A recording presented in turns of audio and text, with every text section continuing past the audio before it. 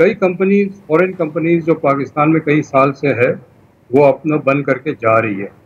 तो ये सिचुएशन बहुत ख़राब है और इसको सर्जरी की ज़रूरत है, और सर्जरी दो है, जो बजट डेफिसिट है और फॉरेन ट्रेड डेफिसिट है। इसको हमें कट करना पड़ेगा। हम 100 रुपया रेवेन्यू अर्न करके 210 220 रुपया खर्च अब नहीं कर सकते। एक्सपेंडिचर कट करना पड़ेगा। उसके लिए हुकूमत ने एक कमेटी बनाई, खुशाइन बात थी, और शुक्रिया भी अदा करता हूँ कि मुझे उन्होंने उस कमेटी में रखा। लेकिन पहले एक कमेटी बनी, वो डिज़ोल्व हो गई, दूसरी बनी, वो भी डिज़ोल्व हो गई, अब तीसरी बनी है।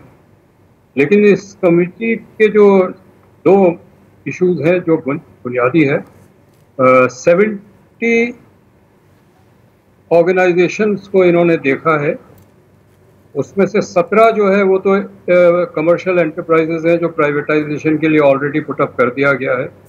तो दैट लीव्स अस विद 53। अब 53 एंटिटीज को देखने के बाद इन्होंने फैसला किया कि एक बंद कर देंगे, 52 को रिटेन करेंगे। अगर यही तरीका अपनाना है तो फिर तो कुछ भी नहीं कट करेंगे, कोई डाउन साइजिंग नहीं होगी और न पैसों की बचत होगी। दूसरा जो मसला मुझे इसमें आया कि इन्होंने फैसला किया कि ग्रेड 1 to 16 के 1.5 लाख पोस्ट अबॉलिश कर देंगे और जो यूटिलिटी स्टोर को बंद कर देंगे। मेरा ये था कि आप सारा बोझ जो है राइट साइजिंग का वो कमज़ोर तबके पे डाल रहे हैं। मैं ये बताएं कितने secretaries, additional secretary, joint secretary, director generals, कितनी पोस्ट आप अबॉलिश करेंगे?